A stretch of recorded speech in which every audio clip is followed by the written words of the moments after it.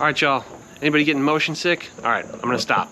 Right now, I'm in the Carlson Thune band shell, right here on Steiger Lake. I'll be honest, don't know how to say it. Today's video, we're just talking pros and cons of Victoria, Minnesota. It's awesome, so much to offer, but there are indeed some inherent cons because of where it is, because of a bunch of stuff. Let's get into it.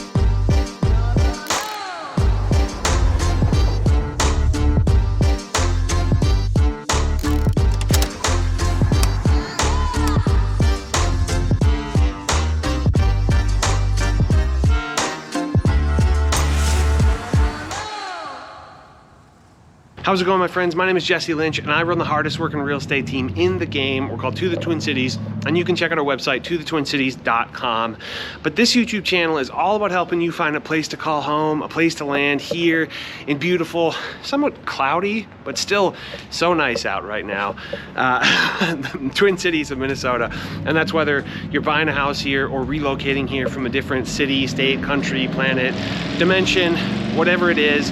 First-time home buyers and relocations, that is something that we've really come to specialize in. It's what we do. It's what we do better than anybody else. So if either of those things appeal to you, do us both a favor, subscribe to the channel, click the bell to get notified so you can see every time we put out a video just like this. And while I have you here, give the video a thumbs up, say something nice, say something helpful in the comments. I'd love to hear your thoughts on this whole video type, which is basically, we're trying to take the very long videos that we put out. I don't know if you've been watching our videos, you know that they're like 20, 25, 30-minute long video.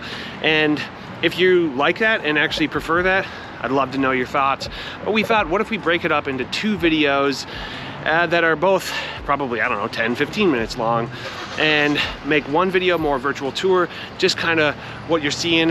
We started doing the just experience videos, which is only B-roll, and then also adding sort of what we're calling just a pros and cons video. So just the whole video where all we're doing is talking about the pros and cons of a neighborhood.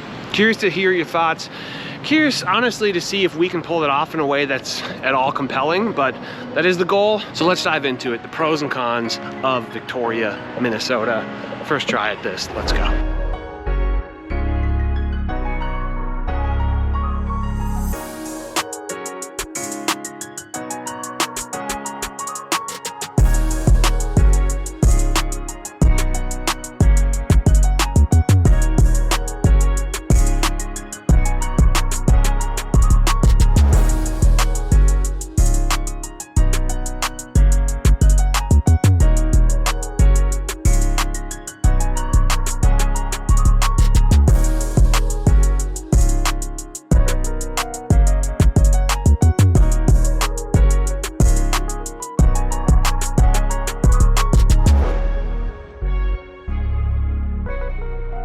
All right, y'all, right now we are in the Ambergate community here in Victoria, Minnesota. Really kind of quaint sort of neighborhood park situation. Rhapsody Park. Rhapsody Park. These houses are sort of 2010-ish, right? Give or take, yep. Yeah, somewhere around there. Really nice housing stock in here. And this sort of, to us, sums up more of like the more accessible, more median side of Victoria, rather than where we were in the other video, which is like on the lakefront, you know, multi-million dollar property kind of world. Custom builds. Yeah, we're talking pros and cons of living in Victoria.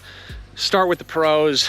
Beautiful outdoor spaces. And this is, I mean, this almost looks weak in comparison to a lot of the outdoor spaces, but they do a really good job of outdoor spaces, and they're blessed with absolutely so many lakes, you know, in the area. So part of that is a byproduct of the fact that we're just further out here, and not everything is paved and developed just yet, but there are plenty of like reserve spots, dog parks, beautiful bike trails, like beautiful striped paved bike trails that go all the way up to Excelsior, Commons, down to Chaska. Plenty of space to get outdoors and do your thing. And a lot of the lakes, aside from Minnetonka, Lake Auburn, Zumbra, we were on Virginia earlier, small lakes like that where you can hop on a paddleboard, toss a line in the water, cool stuff like that. Yeah, really just from like a natural aspect, very idyllic. One of the best spots in the Twin Cities. Absolutely. you know, kind of bar none. I would say another pro for me is the downtown area. It's very cute, very cozy, very quaint. Oh yeah. Just something like, I don't know, undeniably adorable about it. Yeah, the downtown area has an amazing restaurant scene as far as I'm concerned. Even though we are kind of a ways out here, it's just got these really nice boutique feeling restaurants, the likes of which you won't see until you're back over 50th in France, Linden Hills, maybe a little bit of Wyzetta. So a lot of times some of our cons for some of these other suburbs that are adjacent, you know, your EPs, your Chanhassens, is that they lack that. Well, actually that is out here. So it's kind of this weird little, I don't know. It's a blip. Awesome. Yeah. I would say the two spots that I can think of that are most similar in that are sort of on the edge are Stillwater, and maybe Hastings. Although it's more expensive here, and then Excelsior. Yep. You know, as having kind of a quaint downtown area, non-chain, just more interesting dining experience. Yeah, for sure. But yeah, Wyzetta is probably one of the closest sort of like sisters of here. Which is kind of on the other side of the lake though. Yeah, true. I think another pro for me is just going to be great schools. Yeah, of course. Classic. You probably knew we were going to say it, but yeah, undeniably good schools, kind of all over. No matter which district you're served by, generally very good schools. Yep. 100%. Yeah, and we're seeing it grow. You know. Yeah, absolutely. Also, the housing stock is just nice in general. There is a variety, as with any city, as far as the era built and everything like that. But most of the homes out here are very nice. Pride of ownership is apparent. We touched on in the other video that owner occupancy is 93%, which is obviously super high. And it's just evident. The roads are cared for. Everyone's got nice landscaping. Yeah. It's just nice out here. And kind of going in with that as well, most of the housing stock is newer. Yeah. So from an efficiency standpoint, you know, you're talking PVC sewer lines, spray foam insulation, radon mitigation standard, architectural shingles as opposed to maybe some older 3-tab you see in other areas closer in. Everything is just newer and nicer. Not going to find a lot of lead paint disclosures out here. Not going to find asbestos out here. Much more modern building practices and all that. And so yeah, when it comes time to have your inspection, mostly it's going to be a lot easier out here. A lot simpler, a lot more cut and dry. And this neighborhood is just so beautiful.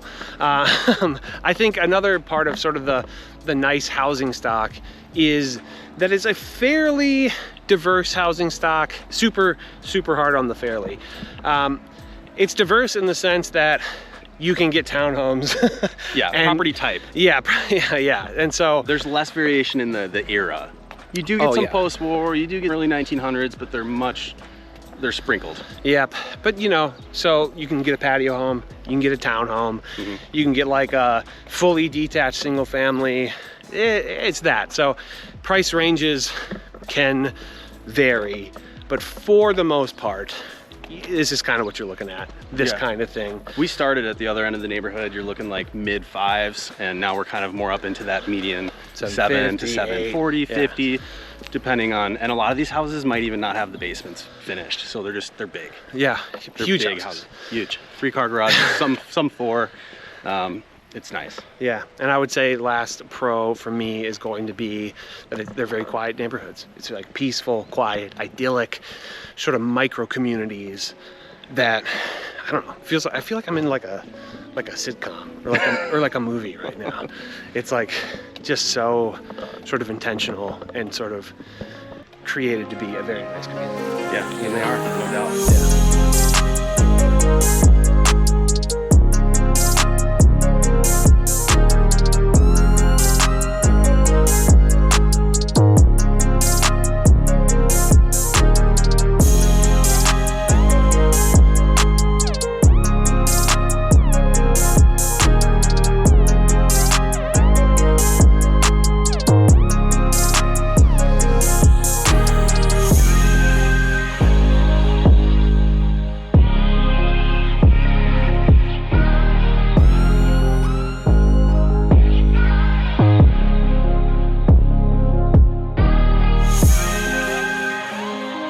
Let's hop into cons.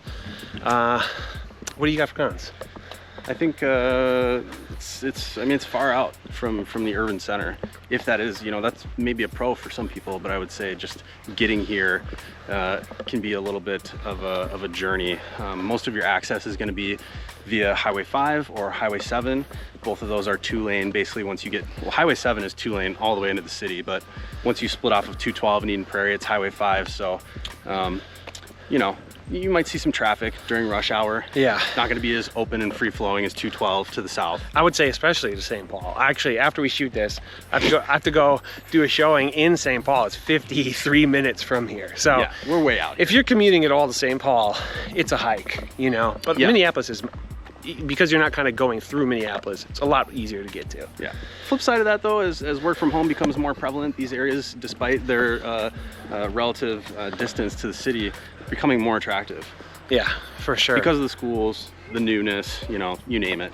Yeah, I think another con for me is that while you're not super far from, you know, suburban amenities, you're probably going to Chaska for a lot yeah. of them, you know. For the most part, you're leaving Victoria Yeah. for all of your errands. For your Starbucks, your Target, there is a Costco coming in 2023. They're supposed to break ground, which we chatted about. Talk of the town. Jesse loves Costco. Not a fan. I have a membership. I love those $1.50 hot dogs. Yeah.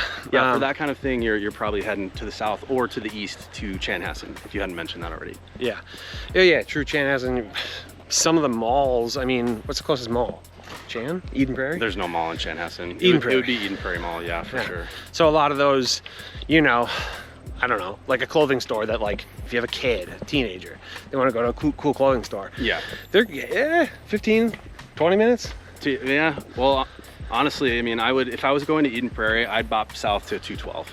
Yeah. It might take you a little further to get on the highway, but once you're on there, you're cruising versus Highway 5, you know, you're 55 speed limit versus 65. I mean, it might be a wash, but Yeah. Probably is close to a wash. yeah. But yeah, still, it's a pretty, you know, most of your sort of day-to-day amenities, you have access probably in Chaska or Chan. Yeah. But for, Definitely wouldn't call it walkable, which a lot of people yeah. tell us that they're looking for. Yep. Very walkable in the sense of like what you see us doing now. Yeah. Walkable from an errand standpoint, definitely not. Yeah, we like to say, like, you can go for a good walk here. Yeah. But you can't walk Yeah, to but things. you're not carrying grocery bags back. Yeah. So, Yeah, I think another con is that because you're kind of further out, you're on the edge of the metro, we do see a little more intense weather out here. Because it's not sort of insulated from, I mean, to the west of here is completely rural, you know? Yep. And so, for whatever reason, I'm not a meteorologist, but you'll see higher winds, you'll see more hail yeah. before the storms tend to move in and kind of move up over Dayton, Blaine, you know, kind of getting up in that area. So you'll see some intense weather out here in the heart of storm season. Absolutely. So if that's something that is a phobia of yours, yeah, something to consider. Yeah, we actually have had a client who was like, oh, there's tornadoes there? Can't do it. I'm good. Yeah. I mean, there's not a lot, so. Oh, something that I'm just considering as well, I mean, since we are on the further western edge of the metro, some of your utility providers are still growing, especially in the way of like internet. Like you're not really getting fiber internet out here. True. Those things will probably be on their way. Yeah. But you know, we're still building out. So your providers for trash and internet and those other things, your choices are going to be less. Yep. That's a very good point. Didn't even consider that earlier. Yeah, you have newer infrastructure, but with that, some of those things lag a little bit. Yep, you absolutely. know? Yeah. So as we're walking along here, not sure what y'all can see in the background. These homes are absolutely beautiful, but they are what many people would consider to be cookie cutter. Yeah. So if you're looking for a house that's unique from an architectural standpoint without paying 1.5 million for it to be on the lakeshore, you might be SOL out here. Yeah, and I think that's, you know, partly just a metric of it being somewhat newer, but it's also controlled by covenants. So yeah, potentially.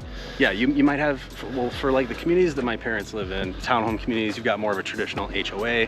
Even some of these, because these are all detached single family, you might have an HOA that's a little bit less stringent. You might have snow and lawn care, but you'll have more of like a covenant here, which more or less dictates what you can have in the yard and what kind of design choices you can make, that kind of thing. What your facade can look like and all that, which Yep. for a lot of people is fine. A lot of people actually are like, good. I don't want my neighbor to be able to Paint their house purple. Fuchsia, yeah, exactly.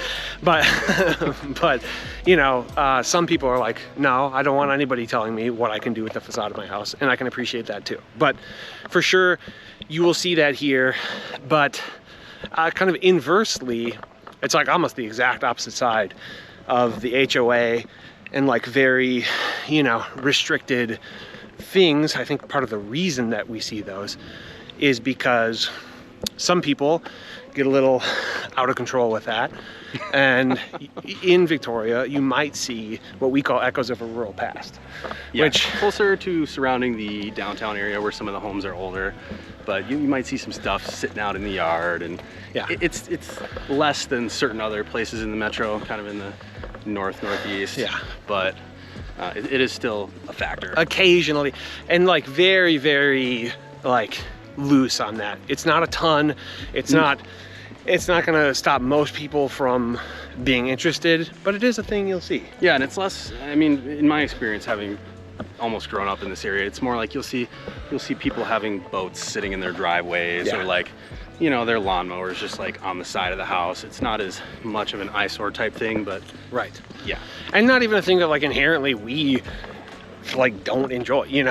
It's like here are things that we hear people not be super into. In downtown there's like a trailer sales, that sort of speaks to a ruralness of it. Well, and just to the west too, you've got like a landscaping place and stuff like that, so you get those kind of things out here. Again, I mean, I have very few qualms about it, but they come down to personal preference. Yeah, really. And I think this is about as sort of holistic a look at the pros and cons of this spot as we can come up with. Love to hear your thoughts in the comments. And last but not least, if we hadn't mentioned already, I think we have, even in the other videos too. I mean, most of your inventory is chilling $5 to $750, which obviously is quite pricey for a lot of people. So barrier to entry is a little bit on the higher side. Yeah. So I mean, $750, that's more than double the median of the rest of the metro. So it is, undeniably going to be prohibitive for some people, but it's a good value, all things considered. Yeah, it's a cool spot. Anything else? Sure. No, I don't think so. Cool, let's go for a drive. Yeah.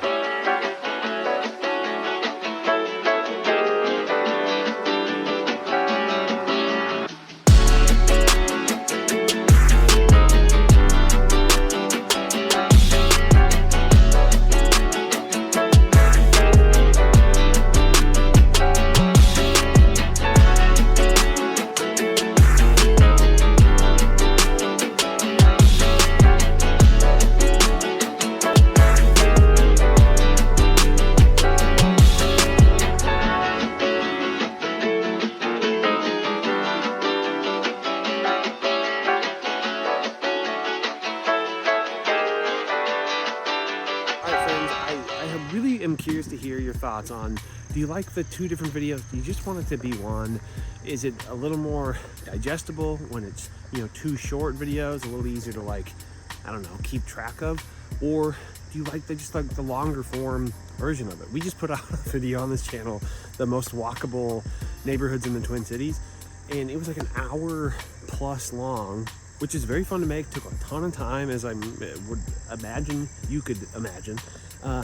But, you know, if it is the most helpful version of that video, then that's what, you know, what we're trying to make. So again, trying to make these videos to be as helpful as they can possibly be above all else. So again, curious to hear your thoughts. But yeah, this has been pros and cons of Victoria, Minnesota. Right now, this is just kind of a little spot.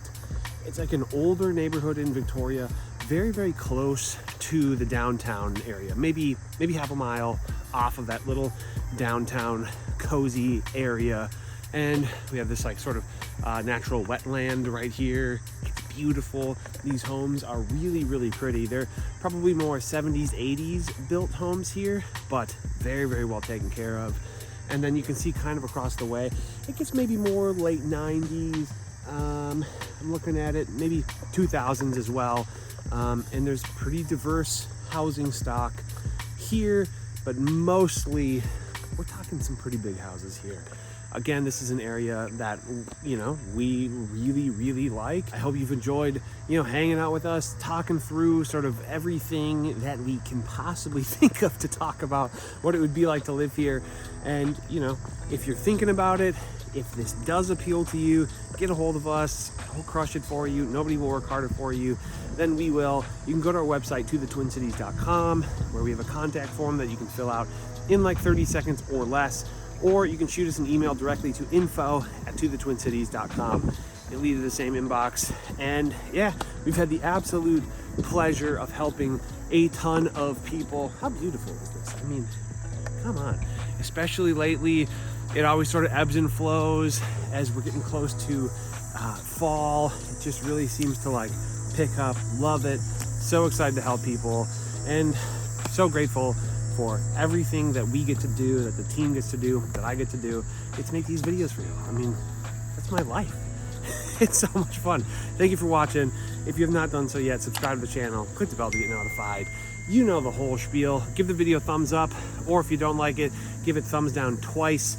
And I don't know, talk to you soon. Leave a comment, say what's up to Nick. Bye-bye.